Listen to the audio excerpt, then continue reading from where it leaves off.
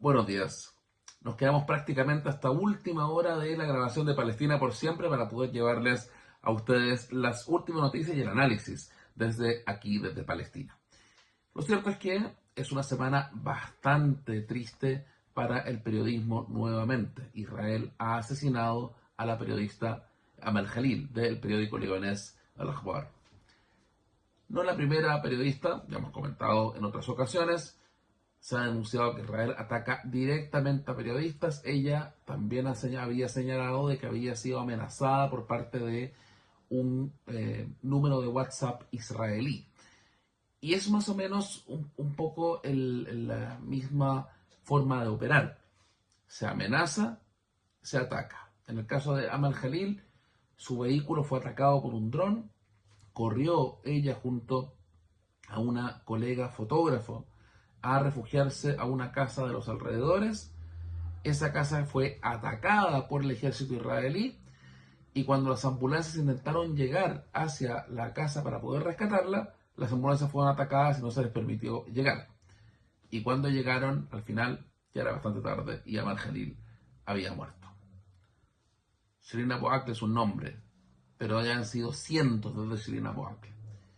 Y recuerdo que cuando nuestra querida Shireen Abu Akleh fue asesinada por un soldado israelí que terminó completamente impune, dijimos, bueno, si es que no se hace algo en este caso, porque Shireen Abu Akleh es una connotada periodista, reconocida internacionalmente, ciudadana norteamericana, cristiana de Jerusalén, si es que no se hace ahí algo, entonces acá va a haber una masacre de periodistas. Lo dijimos el año 2022 cuando ocurrió el asesinato de Shireen. Y las masacres han continuado. No uno, no dos, no decenas. Cientos de periodistas han sido asesinados por Israel. Uno ya no puede decir que estas son excepciones, como tampoco podrá decir que la destrucción de una figura de Cristo por parte de un soldado israelí en el sur del Líbano haya sido simplemente una oveja negra. No, porque el tratamiento barbárico se ha llevado a cabo también en la ocupación de Gaza y lo que está ocurriendo en el sur del Líbano en gran medida también ha sido parte de la misma guía utilizada en el caso de Gaza. ¿Y cuál es el punto en común entre ambos? La impunidad. Hoy en día nadie habla de justicia para el pueblo palestino independiente, y hay que recordar de que Benjamín Netanyahu esté hasta el día de hoy con una orden de aprehensión internacional por crímenes de guerra y crímenes de lesa humanidad por parte de la Corte Penal Internacional. Pero algo interesante de la destrucción de la estatua de Cristo por parte de un soldado israelí es que el soldado israelí, después de toda la conmoción que se dio cuando salió esta imagen al mundo, fue condenado a 30 días de prisión. Algunos dirán mucho, algunos dirán poco. Lo cierto es que es el único, hasta el momento, de los que nos escucha, que está sufriendo una pena de prisión, porque parece que asesinar a niños palestinos no entrega las mismas clases de penas. Parece que llevar a cabo destrucción masiva de hospitales, de escuelas, tampoco. Es simplemente, en este caso, si es que la opinión pública internacional reacciona. Y entonces es importante entender de que la presión política sí funciona. Ahora, también hay que decir de que Israel nuevamente mintió. ¿Por qué? Porque dijeron que ellos habían puesto en coordinación con la población del sur del Líbano, la población cristiana, habían puesto de nuevo una cruz con la imagen de Cristo. Bueno, intentaron llevar una cruz, la población cristiana libanesa les dijo que no, no se las aceptó, y en definitiva la figura de Cristo que se puso en reemplazo de la destruida por el soldado israelí fue llevada por soldados italianos del UNIFIL, que son las fuerzas de Naciones Unidas que se encuentran en el sur del Líbano. Esta semana también hubo un informe de la Unión Europea con Naciones Unidas inicial en cuanto a cuánto sería el daño en Gaza y cuánto se necesitaría de dinero para poder repararlo. Estamos hablando de algo así como más de 70 billones de dólares en el plazo de una década. Pero solamente para los primeros, el primer año y medio, 18 meses, se necesitarían prácticamente 26 billones de dólares para ir atendiendo a las necesidades más básicas. En el mismo informe se estima de que prácticamente todas las escuelas fueron destruidas o dañadas y que solamente un 50% de los hospitales en Gaza en estos momentos se mantienen operativos. Pero hay que agregar de que mantenerse operativo no significa que sean tan efectivos, por cuanto muchos elementos que necesitan para poder operar hoy en día no se encuentran en Gaza y por ende todavía son miles las personas que necesitan atención médica saliendo de Gaza y que no se les permite hacerlo y varios ya han muerto esperando. De la situación que se está llevando a cabo en Gaza y este informe de Naciones Unidas, podemos analizar un poco lo que han sido estos pocos días de celebraciones de, entre comillas, la independencia de Israel. Celebraciones que se llevan a cabo en base al calendario judío. Recordemos que, según el calendario gregoriano, el Estado de Israel se estableció un 14 de mayo. Sin embargo, por el calendario judío se hace con anterioridad. Hacen bastantes celebraciones. Y en este caso, la estrella de la celebración fue el presidente de Argentina, Javier Milei.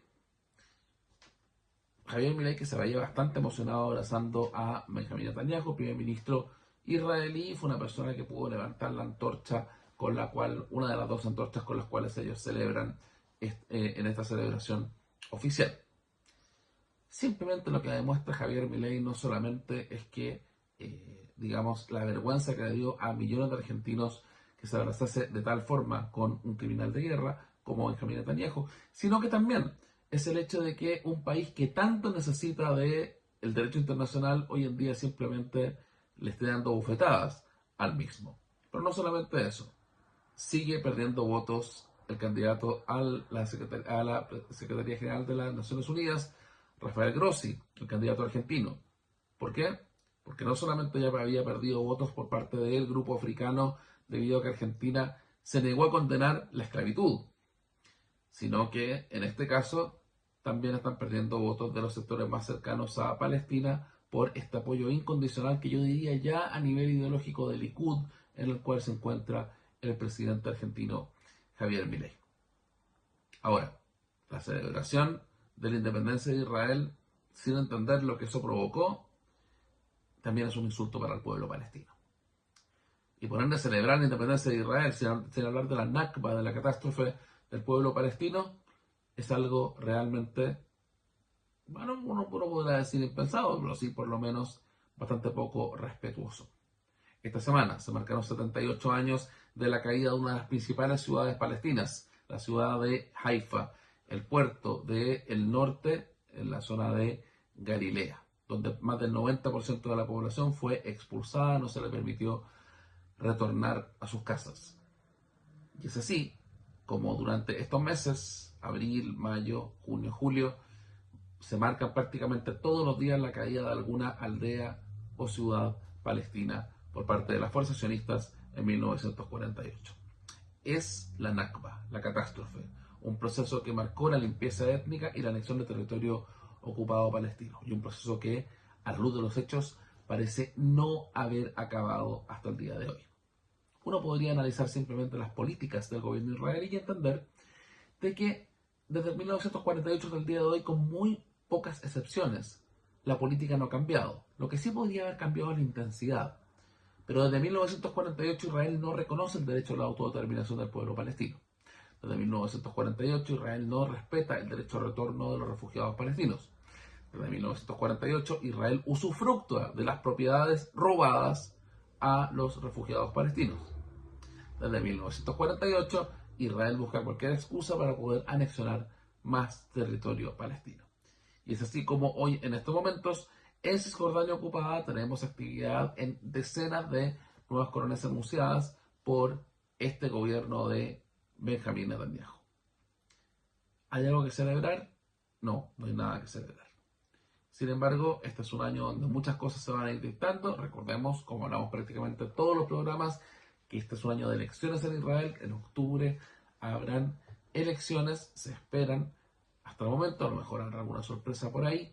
A lo mejor habrá que entender, digamos, que Benjamín Netanyahu ha utilizado, por ejemplo, el conflicto que él mismo creó con Irán para zafarse de los cargos que tiene por corrupción en cortes israelíes, y por ende, por ahí a lo mejor se puede llevar alguna salida, digamos, que permita que no haya elecciones. Hasta el momento las encuestas señalan de que va a ser difícil para Benjamín Netanyahu continuar como primer ministro, pero ojo, el hecho de que la oposición israelí hoy en día pueda lograr una victoria, no significa que vayan a haber soluciones.